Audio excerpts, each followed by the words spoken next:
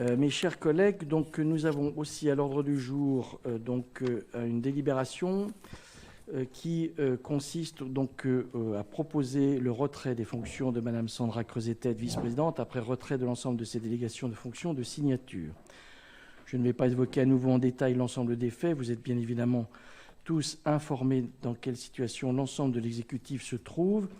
À la suite du bureau de la semaine dernière, la quasi-unanimité de l'exécutif s'est prononcée pour le retrait de la délégation de Mme Sandra Creuset-Tête. Et vous comprendrez aisément, nous pouvons continuer à travailler dans un climat de confiance partagé avec l'intéressé. Il est aujourd'hui logique de voter le retrait des fonctions de vice-présidente de Mme Sandra Creuset-Tête.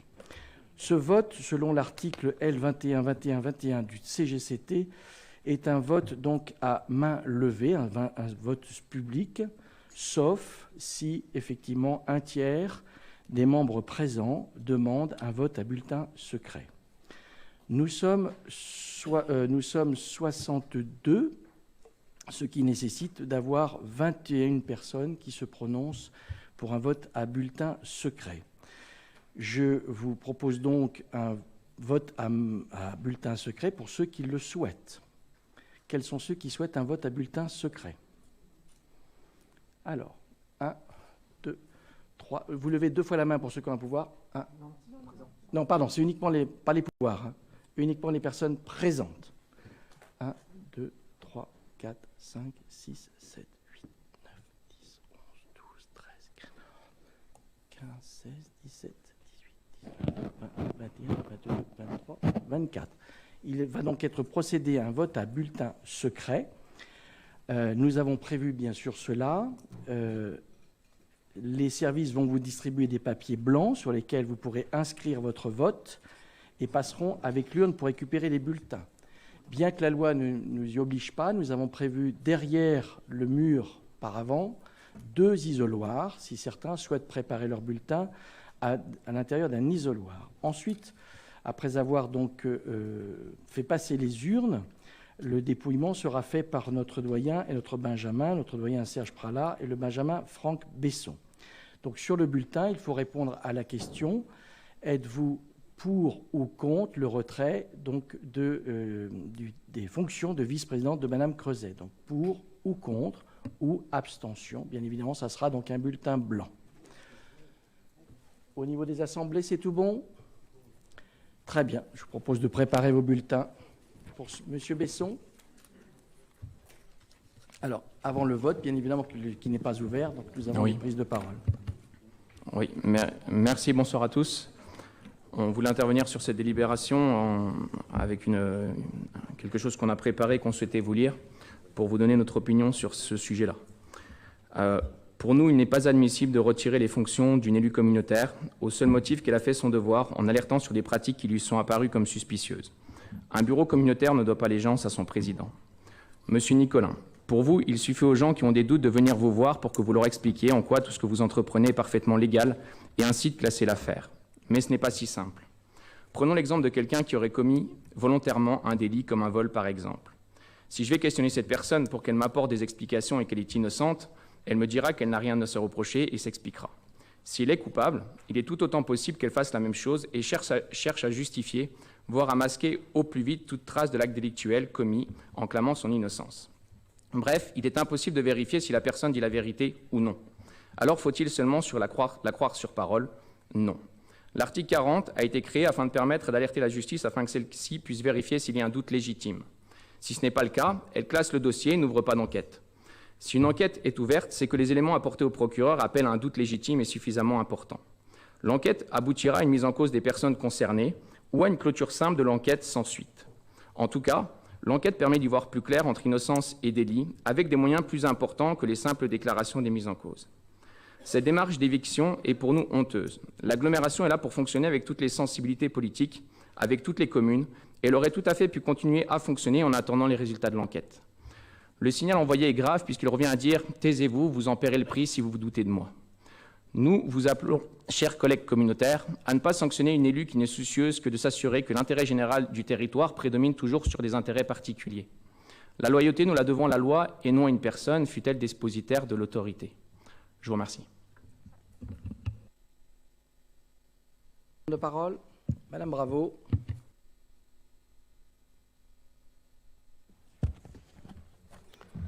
Monsieur le Président, mes chers collègues, jeudi dernier, dès 17h57, je recevais sur ma boîte mail un message annonçant le retrait de délégation de Mme Sandra Creuset-Tête. Quel choc! D'autant plus qu'au cours de cette conférence des maires, ce sujet n'a nullement été évoqué. Je m'attendais à une intervention de votre part, Monsieur le Président, nous expliquant un peu plus en détail cette décision. Décision prise par les membres du bureau sans aucune consultation du Conseil communautaire. Je vous rappelle que ce sont les membres du Conseil qui ont voté toutes les mises en place des vice-présidents, et ce, sur votre proposition d'ailleurs.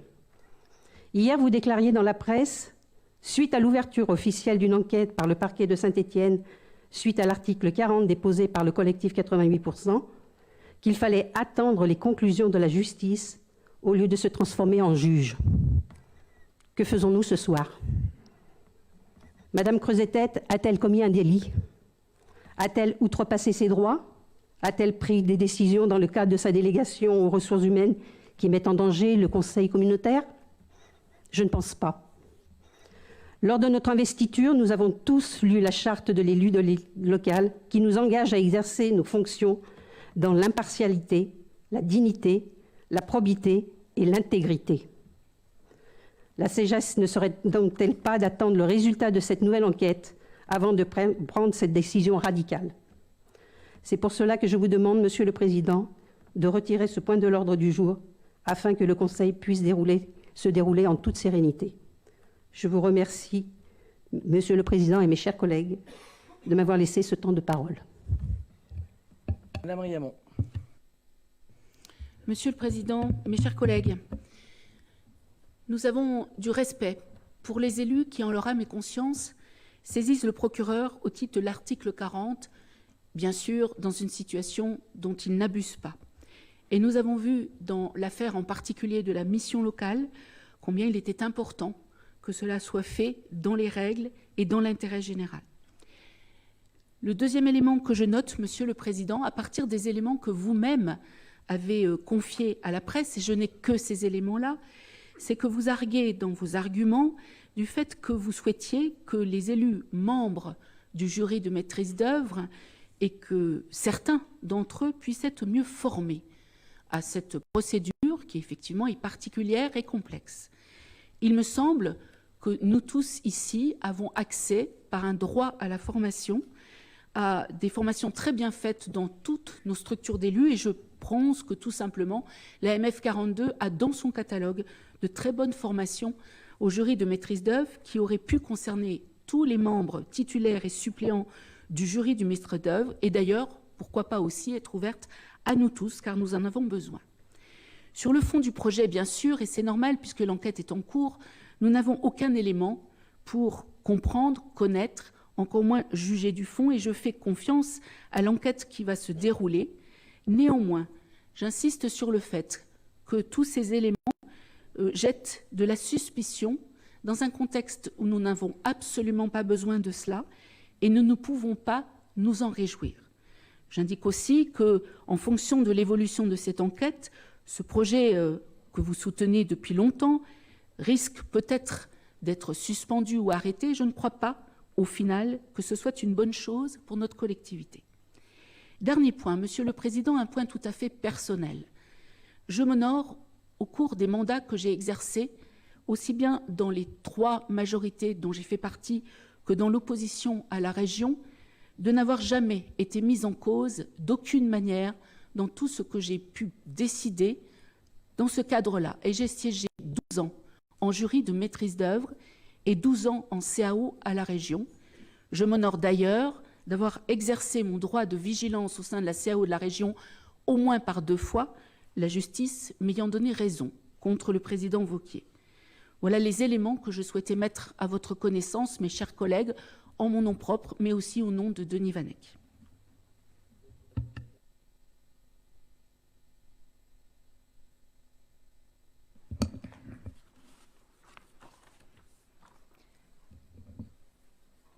Mes chers collègues, ce qui se passe ce soir marquera un tournant dans l'histoire de notre agglomération.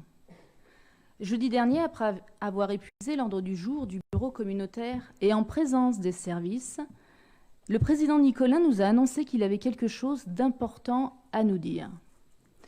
Il a informé les élus de l'existence d'un article 40 déposé le 25 octobre 2023 par, je cite, « notre collègue Sandra Creuset-Tête, vice-présidente en charge des ressources humaines ». Il a ensuite donné quelques informations concernant le contenu de cet article 40, expliquant que des collègues élus avaient été auditionnés, en précisant qu'une élue l'était ce jour même. Conformément à la loi, je ne peux donner davantage d'explications sur ce contenu de l'article 40, puisque le procureur de Saint-Étienne a saisi il y a quelques semaines la brigade des infractions de criminalité financière de la police nationale de Lyon pour l'ouverture officielle d'une enquête. En revanche, ce que je peux vous expliquer, c'est que cet article 40 a été déposé en totale conscience, comme j'ai déjà pu l'expliquer, afin de protéger mon élu Franck Maupetit, qui représentait alors la ville du Coteau au moment des faits potentiellement reprochés. Si je ne l'avais pas signalé, en ayant eu connaissance de faits potentiellement délictueux, mon élu et moi-même pourrions, si les choses tournaient mal, devenir des complices.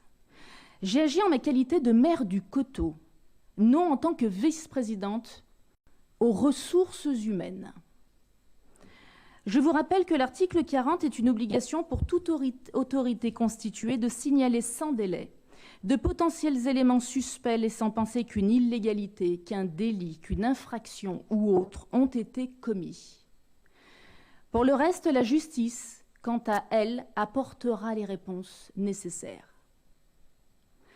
En faisant le choix de rendre publique cette affaire aux élus de l'exécutif jeudi dernier, le président a véhiculé l'image que je suis une traîtresse en qui on ne peut avoir confiance, puisque j'ai, selon lui, agi contre lui, contre l'exécutif, en ne l'informant pas de cet article 40.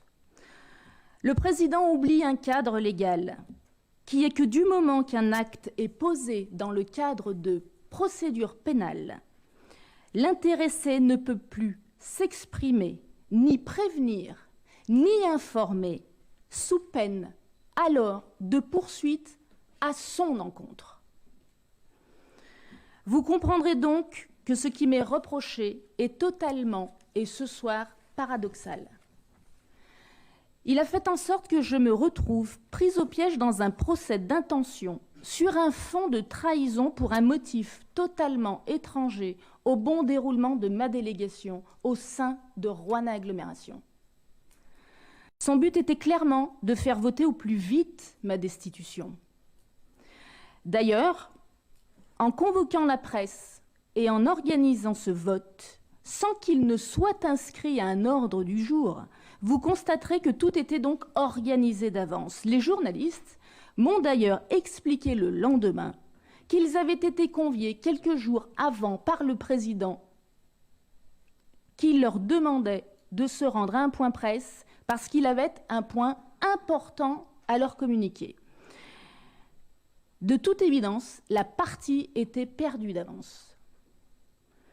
Mes chers collègues, pouvez-vous me reprocher de ne pas travailler avec vous en pleine confiance dans le cadre de ma délégation des ressources humaines? Pouvez-vous me reprocher de ne pas avoir œuvré dans le cadre de la politique des ressources humaines, dans l'intérêt des personnels et de nos services au sein de Roanne Agglomération? Ai-je voté une seule fois contre des décisions politiques, les projets de mandat que le président a souhaité mettre en place depuis 2020? Je suis une femme de conviction qui souligne les qualités de tous en tenant en compte de nos nuances, de nos divergences, mais qui œuvre dans le cadre de l'intérêt général et des valeurs républicaines. Notre parcours commun le démontre et je salue au quotidien votre engagement. On vous demande ce soir de voter pour ou de voter contre ma destitution de vice-présidente. Cette demande est totalement injustifiée. Le président a d'ailleurs souligné lui-même, et ce à plusieurs reprises dans les colonnes de la presse locale, mes qualités de vice-présidente et le bon exercice de mes missions. Les raisons retenues sont donc ce soir, et il vous l'a exprimé, la perte de confiance. La trahison exclusivement basée sur des motifs, je vous le rappelle, totalement étrangers au bon déroulement de ma délégation au sein même de Roanne Agglomération. Sans nuance aucune, vous avez la preuve que ce soir, la gestion se résume avec ou contre. Mes chers collègues, ne tombez pas dans le panneau, élevez votre conscience, c'est votre responsabilité d'élu. Ne rentrez pas dans le jeu qu'Yves Nicolin a instauré et véhiculez que je suis la responsable de tous les maux à Roanne Agglomération. Je ne nie pas les tensions et j'ai eu l'occasion de les expliquer à plusieurs reprises, et notamment vis-à-vis de l'exécutif, qu'il y a entre nous depuis plus d'1 an. Je l'ai toujours exprimé. Et encore jeudi dernier. Qui est le responsable ? Vous devez voter en pleine conscience ce soir, dans le secret du vote. Mais posez-vous sincèrement cette question. Est-ce que je mérite ce soir de ne plus être vice-présidente des ressources humaines de Roanne Agglomération ? Je tiens sincèrement à remercier les élus qui, depuis jeudi midi dernier, ont pris le temps, et notamment des membres de notre exécutif, de vouloir comprendre un peu mieux ce qu'il se passait et pourquoi nous en sommes arrivés là. Merci de votre attention. Jacques Concy. Merci, Monsieur le Président. Je n'ai pas souvent l'habitude d'intervenir en conseil communautaire sur des questions étrangères à la délégation aux finances qui m'est confiée, mais en tout cas, j'avais envie, à titre personnel, de vous livrer ce que je ressens ce soir par rapport à ce que nous vivons, à ce que nous partageons. Les propos, les mises en cause, les soupçons, les allégations, les supputations auxquelles nous assistons depuis quelques jours ou quelques semaines m'amènent, je crois, comme beaucoup d'autres, je ne suis pas sans doute le seul à partager ce sentiment dans cette enceinte ce soir, à regretter cette teneur et la tournure que prennent les choses.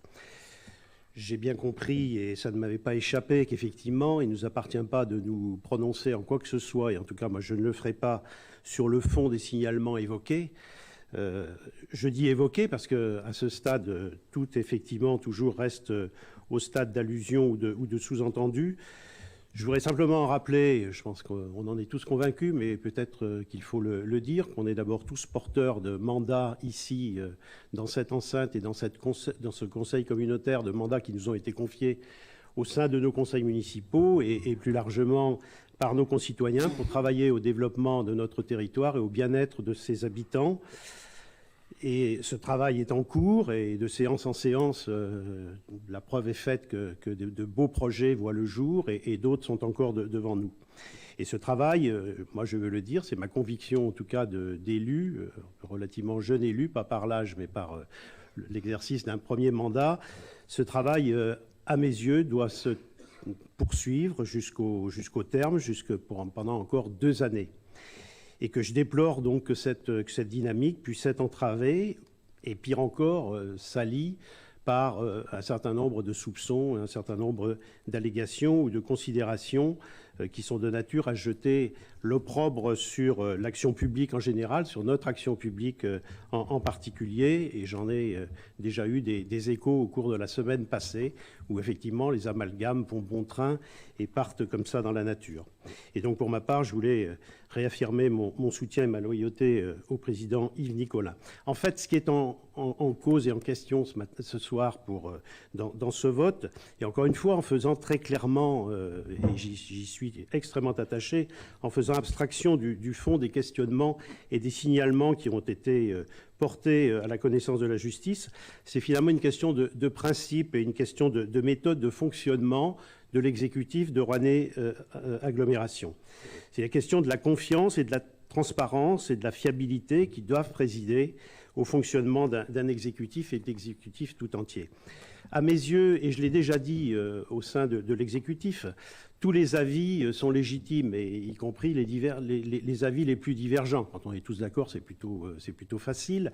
Moi, je considère que l'avis, y compris l'avis d'une collectivité, peut être fait de moments où on n'est pas d'accord. Et encore une fois, ces avis divergents sont légitimes. Tous les questionnements, même sur des procédures, sur des dossiers, sur des décisions, le sont aussi à mes yeux. Mais la lettre et l'esprit, me semble-t-il, du fonctionnement d'un exécutif, c'est de privilégier en premier lieu un dialogue qui soit direct, la recherche de réponses, l'exigence même de réponses à des questionnements lorsqu'ils sont exprimés, et donc de privilégier une forme de confiance et de transparence avant le soupçon ou la mise en cause. Et il me semble, en tout cas c'est ma position personnelle, que cette lettre et que cet esprit n'ont pas été complètement respectés dans ce que nous avons vécu. Donc ce qui est en cause ce soir, c'est de se prononcer si effectivement les principes et les méthodes qui doivent, à mon avis, présider au fonctionnement d'un exécutif dans la confiance, et c'est aussi une condition d'efficacité et d'efficience du travail de cet exécutif au service de notre territoire, peuvent effectivement être réunis compte tenu des circonstances que nous vivons. Alors, j'ai entendu invoquer les règles du comportement républicain, j'ai même entendu des leçons de déontologie républicaine. Je suis toujours admiratif d'entendre certains donner ce genre de leçons. En tout cas, moi, je n'en donne pas et je n'en donnerai pas. Je souhaiterais simplement que la clarté, la sincérité, la loyauté redeviennent notre boussole au sein de l'exécutif, et que tous ceux qui ont l'honneur d'y siéger puissent les partager en toute sérénité. C'est en tout cas moi, le sens que je donne au vote que nous devons porter ce soir, de façon si oui ou non, compte tenu de ce qui a été dit, de ce qui a été fait, et encore une fois sans aucune appréciation sur le fond et sur l'objet. Selon la formule célèbre, j'ai toute confiance dans la justice de mon pays, elle passera, elle se prononcera. Mais en termes de déroulement de notre travail au sein de l'exécutif, pour encore 2 années, la question se pose de savoir si toutes les conditions de sérénité, de loyauté, de transparence et de confiance sont réunies. Daniel Fréchet. Oui, bonsoir à toutes et tous. Bien sûr, vous avez compris, il y a un différend entre Mme Creuset-Tête et notre président, mais il y a aussi des élus qui sont mis en cause dans cette histoire, les élus du jury. Moi, hier, j'étais à Lyon, j'étais convoqué à Lyon. C'est pas une belle journée pour un élu. Ça fait 29 ans que je suis élu. En 29 ans, je ne pense pas avoir franchi une seule fois la ligne jaune. J'ai fait mon travail d'élu depuis 29 ans dans l'intérêt général. Je n'ai jamais fait quelque chose dans un intérêt personnel ou parce qu'on m'a dit de le faire. C'est des moments difficiles. On oublie un peu ces élus. J'ai l'impression qu'on est un peu, les membres du jury, un peu les dommages collatéraux. C'est très désagréable parce que d'abord, on a notre sensibilité personnelle, on a notre famille, on voit son nom dans la presse.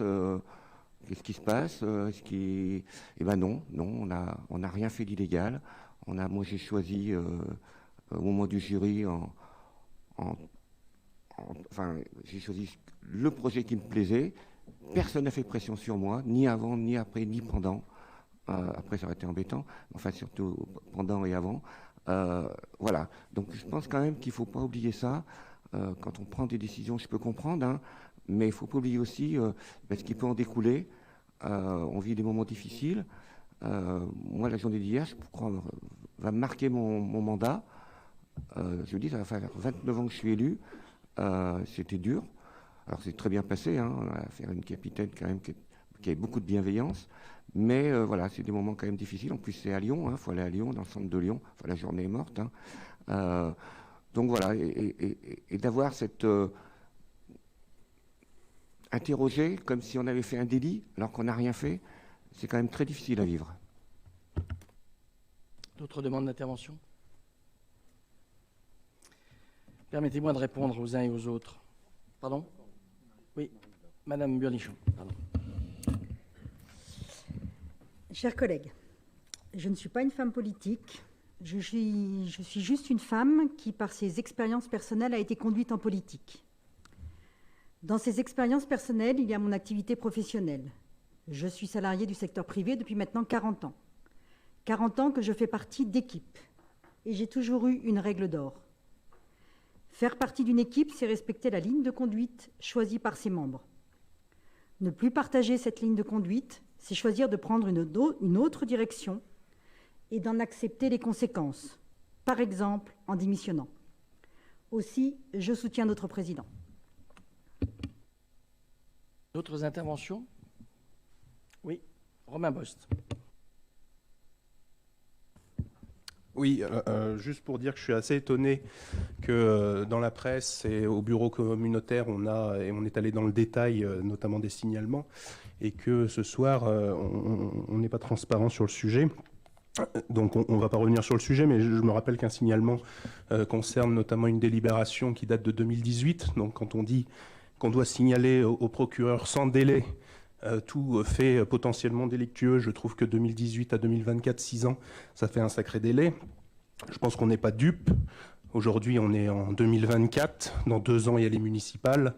Et clairement, quand on connaît le temps que prend la justice pour traiter les dossiers, on va arriver vers une finalisation de cette affaire en pleine campagne des municipales. Donc pour moi, tout est calculé. Et je trouve étonnant ce mariage de circonstances entre le collectif 88 et Sandra Creuset-Tête. J'ai beaucoup aimé, Monsieur Besson, votre plaidoirie en faveur de ma collègue Sandra Creuset-Tête. Et je trouve ça assez étonnant ce soir. D'autres interventions? Alors, permettez-moi donc, sinon de répondre, en tout cas de vous donner mon point de vue. D'abord, Monsieur Besson, vous avez parlé de honte. La honte, c'est quoi? C'est un sentiment qui vous envahit lorsque vous avez fait quelque chose que vous n'auriez pas dû faire. Je pense, Monsieur Besson, que cette honte, c'est vous qui devriez la porter. Pourquoi? Vous avez fait il y a 1 an un signalement au procureur de la République. Je vais lire, parce que Mme Creuset a donné sa définition de l'article 40, mais ce n'est pas la bonne. Je vais vous le lire tout simplement, issu du Code. Toute autorité constituée, tout officier public ou fonctionnaire qui, dans l'exercice de ses fonctions, acquiert la connaissance d'un crime ou d'un délit, est tenu d'en donner avis sans délai au procureur de la République et de transmettre à ce magistrat tous les renseignements, procès-verbaux et actes y sont relatifs, qui a acquis la connaissance d'un crime ou d'un délit. Monsieur Besson, lorsque vous avez fait votre signalement, vous avez pointé 7 projets ou délibérations, dont 5 concernent la ville de Roanne et 2 qui concernent l'agglomération. Vous n'avez même pas pris soin. Par exemple, vous avez dénoncé une vente d'un bien par la ville de Roanne en disant qu'elle n'était pas passée, cette vente, par le conseil municipal et que vous n'aviez pas été destinataire de la délibération. Et pour cause, vous n'étiez pas élu, puisque c'était sous le mandat précédent. Par ailleurs, vous avez mis en cause des ventes de la ville de Roanne à des promoteurs privés locaux. Or, ces ventes n'ont pas été faites par la ville de Roanne. Elles ont été faites par la SNCF et la ville de Roanne n'a rien à y faire. Je pourrais reprendre dans le détail les 7 incriminations. Aucune n'a un fondement. Donc ce n'est pas une preuve, une conviction que vous avez acquis. Vous avez eu des soupçons et ces soupçons, vous avez décidé de les transmettre à la justice. Nous sommes dans une instrumentalisation de la justice. Nous sommes dans une politisation ou une judiciarisation de la politique. Et c'est ça qui aujourd'hui est écœurant. Donc aujourd'hui, bien évidemment, et ce que je trouve d'ailleurs étonnant, c'est que moi je ne me suis à aucun moment permis d'appeler, d'écrire, d'avoir un contact avec le procureur de Saint-Étienne, que j'ai pourtant croisé au Congrès des maires, après que vous ayez saisi donc le procureur, lorsqu'il est venu au Scarabée pour l'Assemblée générale des maires. Je ne me suis à aucun moment permis d'évoquer quoi que ce soit. Et c'est bizarre quand même que la semaine où nous apprenons, parce que les élus du jury ont été convoqués, que Mme Creuset a bien évidemment fait un signalement, c'est bizarre que cette semaine-là, vous publiez sur les réseaux sociaux le fait que vous avez eu confirmation que le procureur avait ouvert une enquête. Comme c'est bizarre, dirait quelqu'un. Comme c'est bizarre qu'un de nos collègues, membres de l'exécutif, donne ce soir pouvoir pour voter à Mme Chevillard. Comme c'est bizarre. Alors, je ne crie pas au complot. Je dis simplement, comme vient de le dire Romain Bost, qu'il y a aussi, je pense, des moments où, lorsque la politique n'arrive pas forcément à convaincre par ses projets, par ses idées, par son bilan, les électeurs, certains décident de la jouer différemment sur un tapis vert en se disant calomnier, calomnier, il en restera toujours quelque chose. Et de toute façon, comme nous sommes dans un pays où beaucoup de Français ont acquis malheureusement la conviction qu'ils sont tous pourris, ça pourra peut-être servir les intérêts que vous voulez servir. Madame Bravo, la délégation que je confie, que vous, en tant que maire, avez confiée à vos adjoints, vous avez la possibilité de la donner et de la retirer ad nutum. C'est vous et vous seuls qui pouvez donner, en tant que maire, comme moi en tant que président de Rhône Agglomération, une délégation et la retirer comme bon me semble, avec ou sans justification. Dans le cas d'espèce, effectivement, j'ai décidé de retirer la délégation à Madame Creuset parce que j'estimais que les liens de confiance nécessaires au bon fonctionnement de notre exécutif étaient définitivement rompus. Et si vous étiez confronté dans votre conseil municipal à une telle défiance, vous auriez pris la même décision.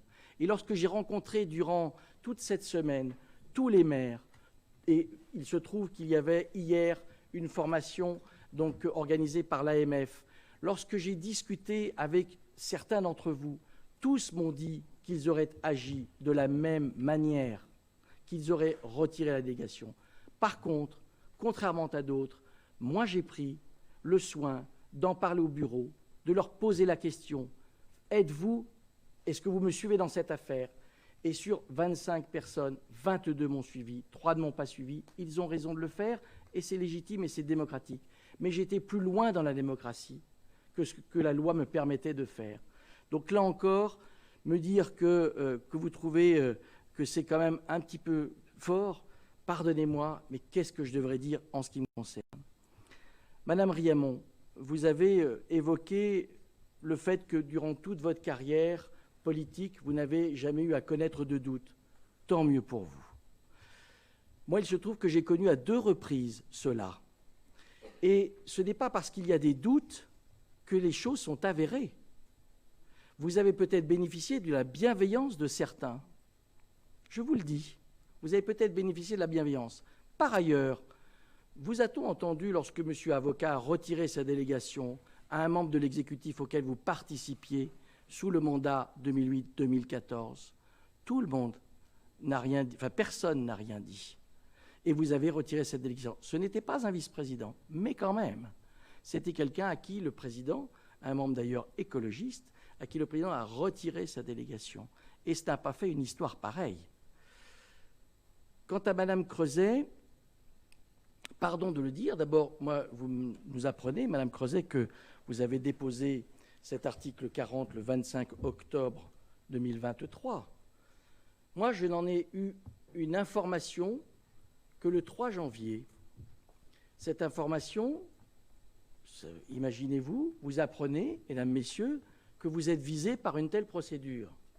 Vous aimeriez savoir pourquoi, qui l'a fait. Donc, j'ai fait d'une ni deux, j'ai envoyé un mail à Madame Creuset en disant « J'ai appris que tu aurais déposé une plainte auprès de la procureure générale de Lyon. » D'habitude, lorsque nous envoyons des mails à Madame Creuset, à peine le mail est-il parti que vous avez déjà la réponse. Pendant 12 jours, ce fut le silence. Pas une réponse, pas un mot. Nous nous sommes croisés à différentes reprises, rien. 12 jours après, je renvoie un mail. Ils sont tous à la disposition de la justice. Je renvoie un mail et je repose la question, oui ou non, de façon claire. As-tu ou n'as-tu pas? Si on l'a fait, il faut assumer. Si on ne le fait pas, au contraire, il faut le démentir. Et après un échange de 3 mails, aucune réponse claire. Mais j'en avais quand même acquis la conviction. Néanmoins, je n'avais pas de preuves formelles. Donc la délégation est restée. Et j'ai dit à mes collègues que j'avais informés qu'effectivement, le jour où j'aurais non seulement la conviction, je l'avais, mais la preuve qu'il y avait un article 40 me concernant, et je vais y venir sur le fond, eh bien dans ce cas-là, il faudrait que je prenne des dispositions. J'ai acquis cette preuve quand des élus de l'exécutif membres du jury m'ont informé qu'ils avaient été invités, appelés par la police judiciaire, convoqués. Et là aussi, ils peuvent en parler, ceux qui sont passés devant la police judiciaire. Comme l'a dit Daniel Fréchet, c'est pas agréable. Encore moins quand on n'a rien à se reprocher. Et quand vous avez Jacques Troncy, un ancien préfet qui est convoqué par la police, vous pensez que ça lui fait plaisir? Est-ce que vous pensez que je suis le seul concerné? Ils sont concernés. Quant au jury lui-même, nous avons, et vous l'avez tous voté, constitué un jury où j'aurais pu là aussi choisir que des proches. Je ne l'ai pas fait. J'ai mis d'abord le maire de Riorges parce que nous allions construire le projet à Riorges et qu'il était légitime qu'il puisse être présent pour choisir ce qui allait se faire dans sa commune. Rien ne m'y obligeait. Je l'ai fait. J'ai ensuite souhaité qu'il y ait moi-même, puisque je portais quand même le projet, par ailleurs maire de Roanne, concerné par la fermeture du Nauticum une fois le projet de centre aqualudique construit.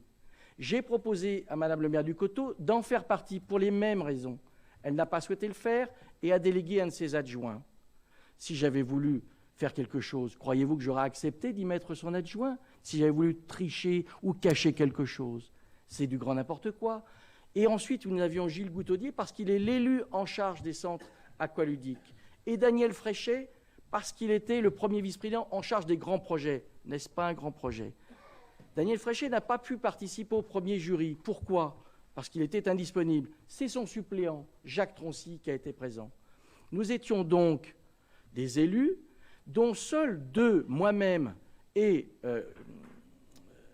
Jean-Luc Chervin, avions déjà eu l'expérience d'un jury de concours qui, effectivement, est très différent d'une commission d'appel d'offres auquel beaucoup d'entre vous ont participé.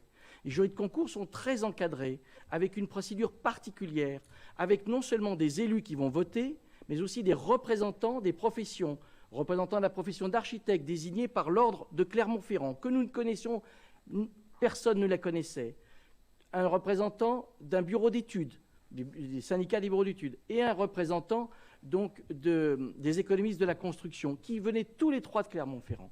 À côté de ça, vous avez l'assistant à maîtrise d'ouvrage qui nous guide dans ce projet depuis le début, et qui est celui qui d'ailleurs nous avait guidés 15 ans avant sur le projet donc, du Scarabée. Et puis vous avez les services juridiques, les services techniques qui sont là. C'est une vingtaine de personnes qui sont autour de la table. Nous devions nous réunir en jury de 8h à midi pour choisir parmi 21 candidats. Ces 21 candidats, l'idée, en les réunissant 20 minutes avant pour prendre un café dans mon bureau en mairie de Roanne, était de leur dire voilà comment ça va se passer. Vous allez rentrer dans une pièce, vous allez avoir des panneaux partout avec les 21 candidats. Vous pouvez poser toutes les questions que vous voulez. Il n'y a rien de tabou. Vous allez devoir ensuite éliminer 16 candidats, parce que, pour des raisons, j'y reviendrai, qui ne conviennent pas à vous-même ou aux services qui nous proposeront de les éliminer. Ensuite, il en restera 5. Ces 5 devront être classés, ou celui que vous préférez, vous lui donnerez 5 points. Ensuite, 4 points, 3 points, 2 points et 1 point. Et il y aura un tableau récapitulatif. Et les 3 lauréats seront réunis avec la somme, ceux qui auront les meilleures notes. Tout cela devant tout le monde. Oui, j'ai organisé un café. Est-ce interdit par la loi? Non. Et j'aurais même pu réunir ceux que j'ai réunis, voire d'autres. Avant, pendant, après, aucune réglementation n'interdit de le faire. Vous pensez bien qu'après 35 ans de mandat, ayant déjà fait ce genre de choses, je n'irai pas faire des bêtises et ne pas faire ce qui est interdit. Ai-je créé une boucle WhatsApp avec ces élus présents? La réponse est oui. Pourquoi? Et je le leur ai dit, si vous avez des questions auxquelles vous n'auriez pas pensé, que vous n'aimeriez pas ou que vous ne voulez pas poser pour telle ou telle raison devant tout le monde, n'hésitez pas. Et à ce moment-là, je vous dirai si vous pouvez le faire ou pas. Est-ce que cette boucle WhatsApp, est-ce que ce café ont servi à orienter le vote du jury? Cela va être démontré de façon limpide. Et Daniel Fréchet vous l'a dit, et je pense que tous les membres du jury, y compris le représentant du Coteau, ne peut pas dire le contraire sans mentir. Donc nous n'avons eu aucune influence, je n'ai eu aucune influence sur ce vote. Nous avons éliminé 16 candidats, et les procès-verbaux sont écrits, on a motivé les services d'ailleurs, Ce n'est pas pour me défausser sur les services. Ce sont les services qui nous ont proposé les rédactions sur, effectivement, l'éviction des 16. Sur quels critères? Des critères techniques. Est-ce que l'équipe d'architectes a déjà des références? Certaines n'en avaient aucune. Est-ce qu'on va confier, nous, agglomération, un centre aqualudique à 40 millions à quelqu'un qui n'a fait que des maisons individuelles? Bien sûr que non. Est-ce que vous avez des équipes qui ont des références récentes? Quand vous avez un type qui vous a fait, ou un cabinet, pardon, qui vous a fait un centre aqualudique il y a 10 ans, est-ce que vous allez le retenir? Ou un cabinet où ils sont 2 ou 3 dans le cabinet, alors qu'il va falloir une équipe complète, avec là aussi bureau d'études, etc. Donc, nous avons eu 16 qui ont été éliminés là-dessus. Il en restait 5, et après les 5, non pas à bulletin secret, on votait. Moi, je donne 5 points à un tel, 4 points à un tel, 4 points. Et si vous regardez, parce que ça aussi, ça sera transmis à la justice, il y a 2 élus sur les 5 qui ont voté pour celui qui finira 8 mois plus tard par être lauréat. C'est Jacques Troncy et moi.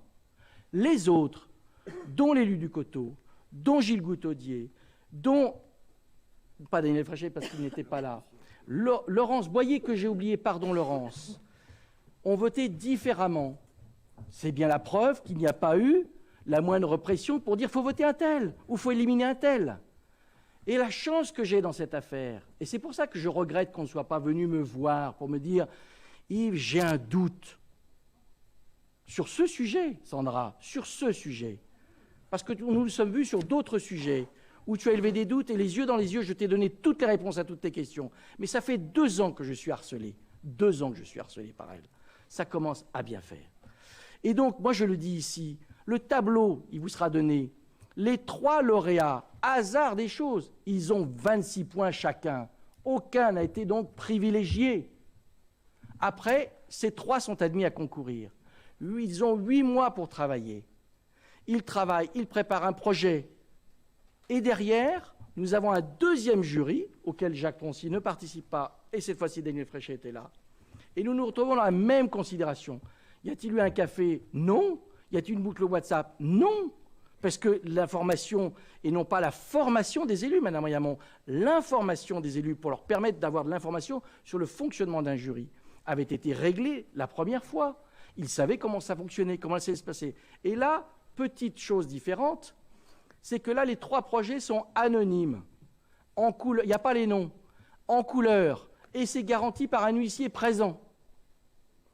Et donc, on débat avec les architectes, avec les bureaux d'études, avec le service, avec l'AMO, et après, on vote. Et celui qui sort vainqueur, c'est celui qui a le plus de voix. Et là encore, il n'y a pas photo. Il y a 9 votants. Le lauréat, il fait 7 voix. Il ne fait pas 4 voix, il ne fait pas 5 voix. Il fait 7 voix. Le 2e, qui a des voix, il fait 2 voix. Et le 3e, il fait 0 voix. Il n'y a pas photo. Il se trouve que le lauréat, c'est effectivement le leader français des architectes de centres aqualudiques. Ben, tant mieux pour nous, quelque part. Tant mieux pour nous, quelque part. Et tout cela vient alimenter un fantasme. Yves Nicolin est un malhonnête. Il a organisé les choses. Et vous voulez que je vive avec ça, que je continue à travailler avec un élu qui me croit capable du pire? Je vais vous lire un texte, pas très long. Nul ne devrait être déchiqueté par le tribunal médiatique. Des personnalités de toute tendance partisane en furent en leur temps victimes. Souvenons-nous des mots de François Mitterrand dans le contexte tragique des funérailles de Pierre Bérégovoy. Toutes les explications du monde ne justifieront pas que l'on ait pu livrer aux chiens l'honneur d'un homme et finalement sa vie. Est-ce que c'est ça qu'on veut? Ou est-ce que c'est juste la justice? La justice, elle établira les faits, je n'ai aucun doute là-dessus. Mais la confiance pour travailler ensemble pour le territoire, ça fait 35 ans que je suis élu. Jamais, comme l'a dit Daniel Fréchet, je n'ai fait un pas de travers. Et chaque fois qu'on a voulu m'incriminer, ça s'est bien terminé pour moi. Est-ce que vous pensez, comme disait le général de Gaulle, qu'à 61 ans, je vais essayer de commencer une carrière de délinquant? Mais est-ce que ceux qui portent ça devant le procureur, qui savent très bien que demain, la presse, et je ne leur en veux pas, va demain communiquer sur le sujet, est-ce qu'ils pensent à ma famille, à mes enfants, à ma femme, qu'ils lisent la presse. Est-ce que vous pensez à ça avant d'envoyer un article 40 comme ça? On verra bien. Franchement. Et vous me parlez de honte, monsieur Besson. Vous devriez avoir honte. Et d'autres devraient avoir honte. Et c'est pas fini. Parce que bien évidemment, comme ça ne suffit pas, on va continuer. Mais moi, je ne suis pas dupe. Alors, il y a une chose, par contre, c'est que ceux qui pensaient, par ces procédés, j'ose dire le mot dégueulasse, m'atteindre, me faire démissionner, m'empêcher d'aller au terme de mon mandat, se mettre le doigt dans le nez jusqu'au coude, parce que je me battrai pour mon honneur jusqu'au bout. Mais jusqu'au bout, je resterai debout. Et c'est pour ça que j'ai besoin de la confiance de tous aujourd'hui.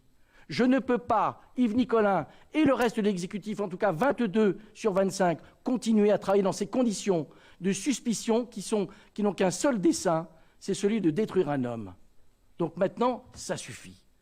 La justice va travailler, les enquêteurs vont m'entendre, ils auront exactement les mêmes éléments, mais je trouve qu'avant, quand on a, vous savez, l'article 40, j'en ai jamais fait, parce que je n'ai jamais eu la preuve que quelqu'un avait fauté.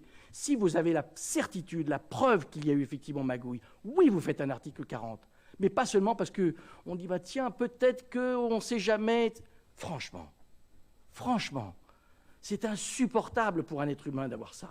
Insupportable. Monsieur Besson.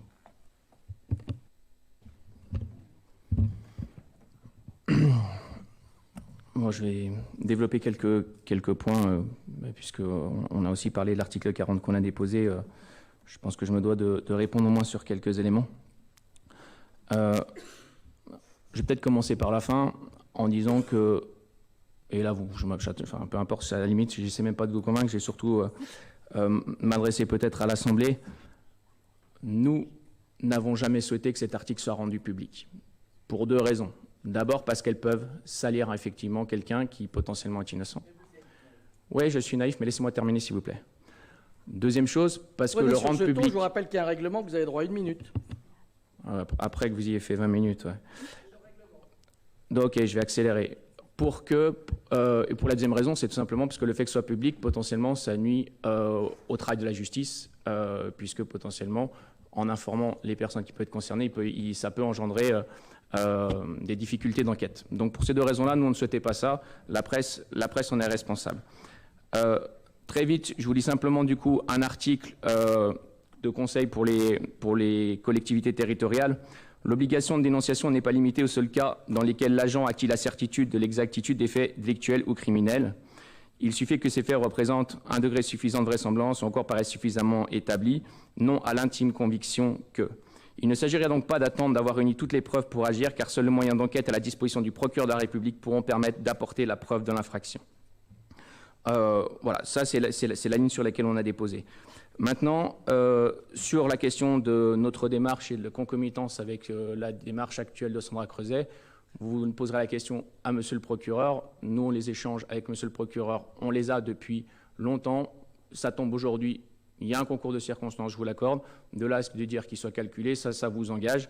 Nous, on peut démontrer le contraire au regard des échanges qu'on a eus depuis de longs mois pour justement réussir à avoir des informations. Voilà, et puis après, concernant les éléments du fond d'enquête et de ce que vous évoquez, Monsieur Bost, sur les délibérations, on s'en est déjà expliqué au moment de l'article 40 il y a un an. Si on devait se réexpliquer auprès du procureur des raisons pour lesquelles nous avons fait sans délai ce signalement sur cette délibération qui concernait le mandat précédent, on est en mesure d'expliquer également pourquoi. Voilà, j'en reste là et j'ai sans doute oublié des choses, mais j'essaie de tenir la minute auquel je suis contraint. Monsieur Besson, enfin, ce que vous venez de dire est un mensonge. Vous dites que vous n'avez jamais voulu, et vous d'ailleurs vous faites porter la responsabilité à la presse d'avoir sorti cette affaire. Mais la presse en est témoin. Laissez-moi pour le coup terminer. Mais la presse en est témoin, elle l'a écrit aujourd'hui dans la presse. Oui, mais peut-être, mais rappelez-vous, il y a un an, où vous avez envoyé donc, ce courrier à Monsieur le procureur. Pourquoi ce courrier est arrivé sur le bureau de la presse? Est-ce que c'est moi qui l'ai envoyé? Je ne l'ai encore jamais eu. Je n'irai pas poser la question à la presse, mais en tout cas, ce n'est pas de mon fait, c'est une certitude. Oui, mais ça, voilà, donc, eh oui, hein. Mais c'est quand même bizarre que c'est vous qui l'avez écrit, c'est vous qui l'avez transmis au procureur. Alors il y a deux hypothèses, hein. Soit c'est une fuite de chez vous, soit c'est une fuite du tribunal. Il n'y a pas d'autre solution. Bon, Eh ben oui. Après, pardonnez-moi, deuxième effet qui se coule. Qui est-ce qui communique sur les réseaux sociaux pour dire que vous avez eu l'information du procureur qui avait poursuivi sur une enquête? Vous êtes obligé de communiquer, vous dites que vous ne voulez pas en parler à la presse et vous communiquez sur les réseaux sociaux. Après avoir été Il ne faut pas prendre les gens pour des imbéciles. Après avoir été accusé pendant un an d'être malhonnête, de faire preuve de malhonnêteté intellectuelle, de faire des actes uniquement politiques et d'avoir été accusé de diffamation, on se doit de rétablir le fait que oui, nous avons fait ce signalement, que la presse, et c'est peut-être pas la presse, le procureur, c'est un élément qu'il faut quand même rappeler, l'idée de ce signalement, l'article que je vous cite, là, c'est un article qui déplore le fait qu'il est sous-utilisé parce que le procureur peut tout à fait dire les soupçons, en fait, c'est des divagations, c'est n'importe quoi, c'est fondé sur rien, j'ouvre pas d'enquête. OK, affaire classée, c'est une vérification qui est faite, qui est la possibilité de tout le monde pour le signaler et savoir s'il y a des suites à donner.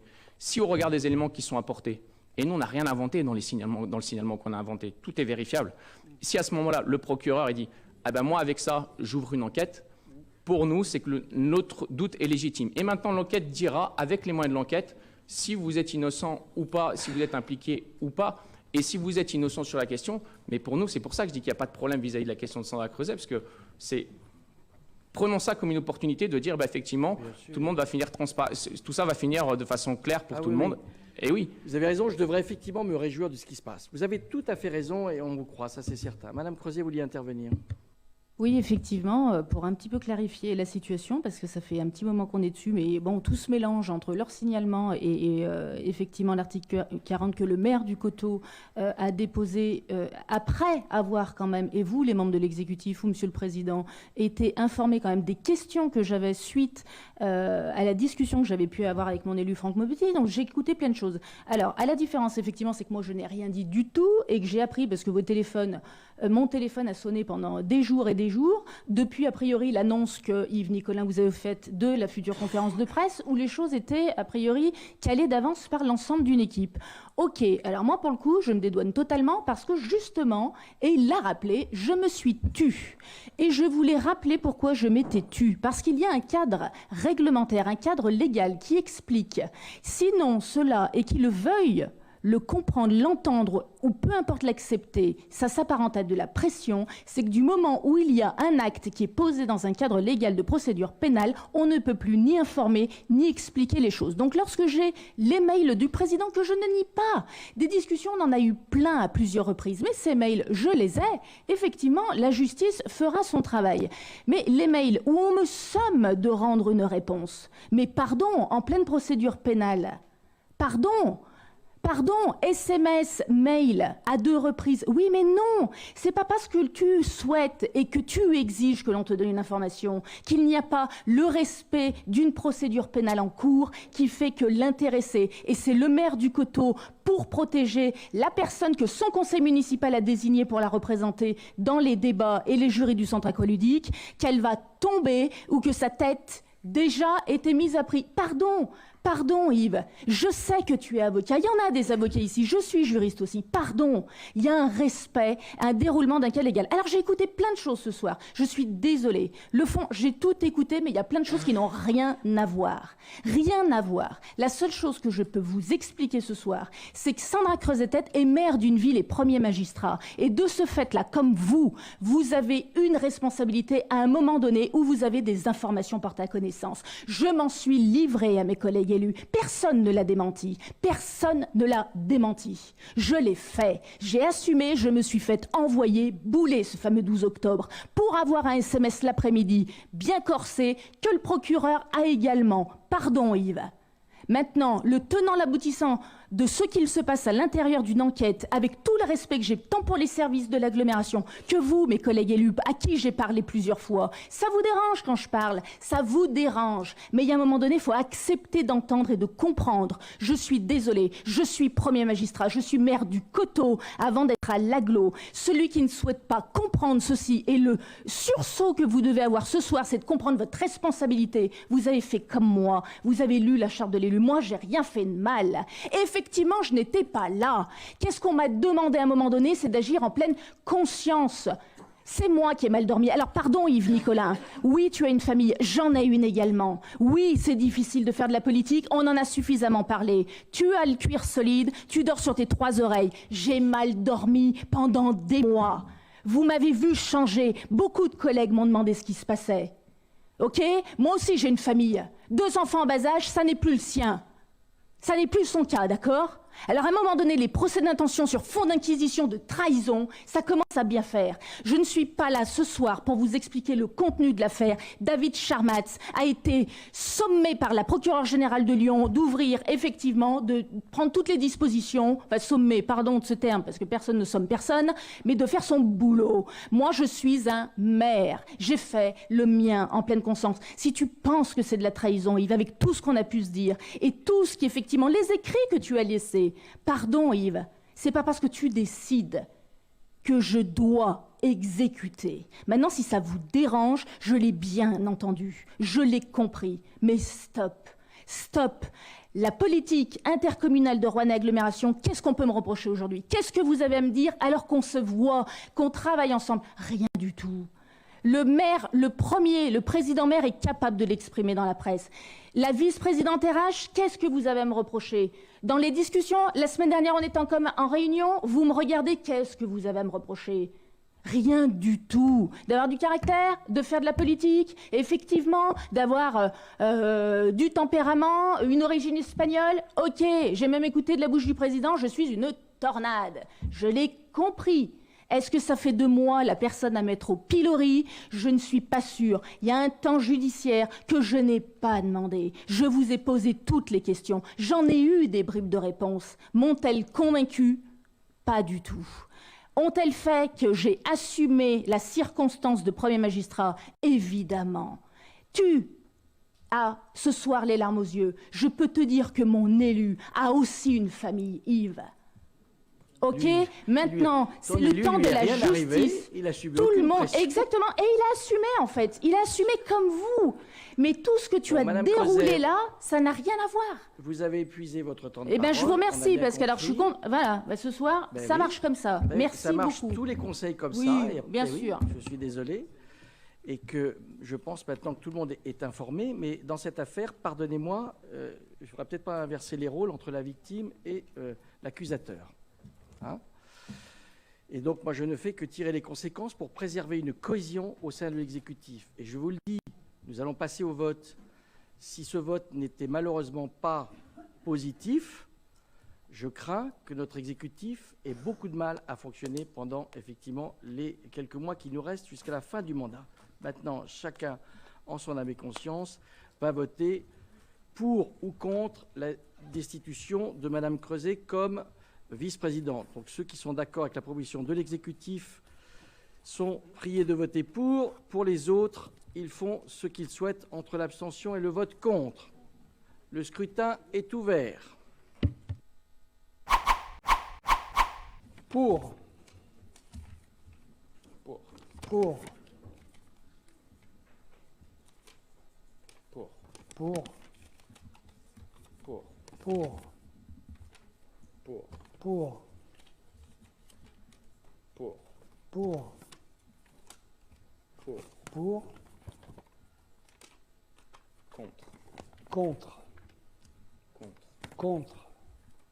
Pour. Pour. Pour. Pour. Contre. Contre. Contre. Contre. Pour. Pour.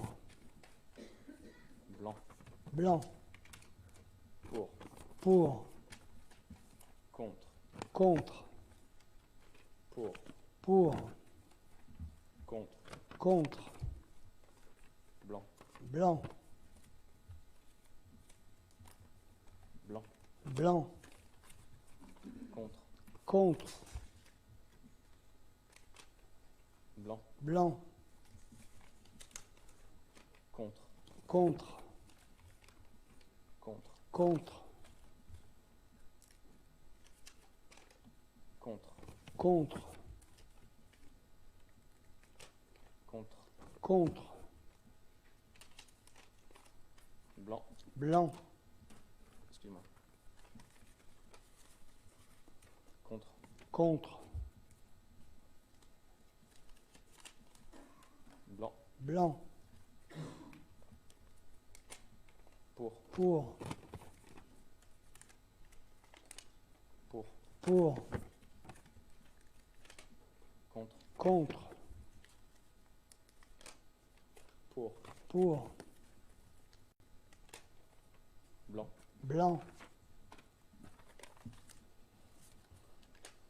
Contre. Contre. Pour. Pour. Pour. Pour. Contre. Contre. Blanc. Blanc. Pour. Pour.